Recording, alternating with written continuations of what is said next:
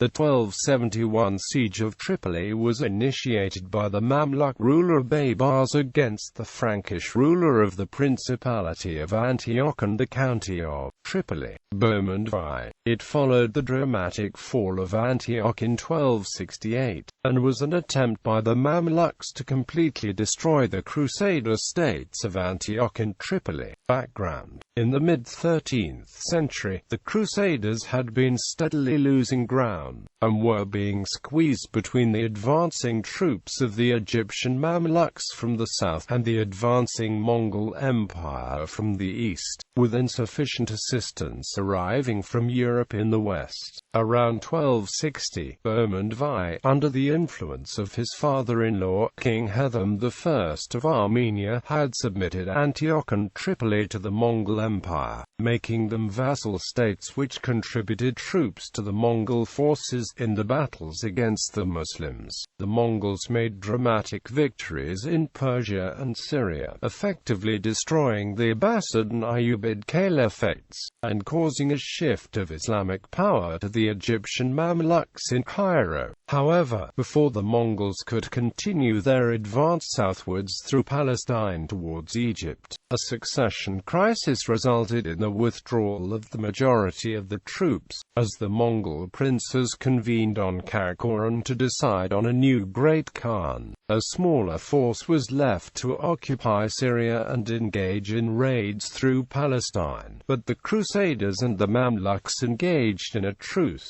which allowed the Mamluks to advance northwards through Crusader territory, and engage the weakened Mongol force at the Battle of Ain Jalut in 1260. When the bulk of the Mongol forces returned in 1262, they were never able to avenge the loss. Meanwhile, the Mamluks proceeded to reclaim the rest of the Levant from Crusader hands. Jerusalem had been taken in 1244 by the Khwarezm Turks, and the Egyptian Mamluks worked the way northward, capturing castle after castle. In 1268, the Egyptian Mamluks besieged and captured Antioch, leaving Bohemond with only Tripoli. Baibars next turned his sights on Tripoli and sent a letter to Bohemond threatening him with total annihilation, and taunting him for his alliance with the Mongol ruler Abaka. "Our yellow flags have repelled your red flags, and the sound of the bells has been replaced by the call, Allah Akbar. Warn your walls and your churches that soon our siege machinery will deal with them. Your knights that soon our swords will invite themselves in the homes we will see then what use will be your alliance with Abaha." Bohemond begged for a truce, so as not to lose Tripoli as well.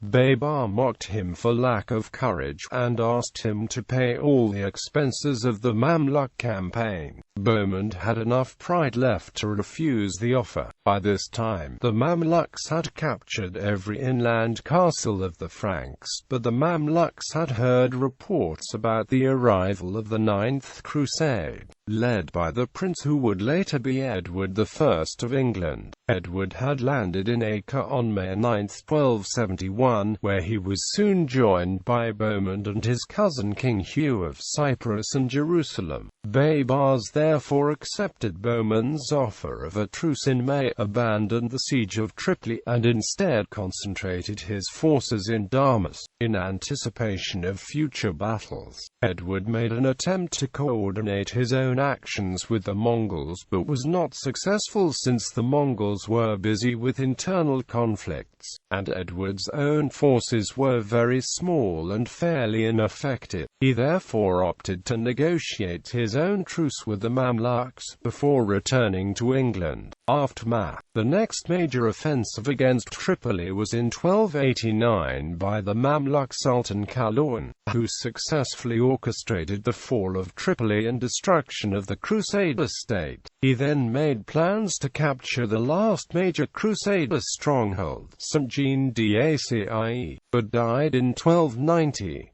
The fall of Acre was achieved in 1291 by Kaloran's son, Al-Ashraf Khalil.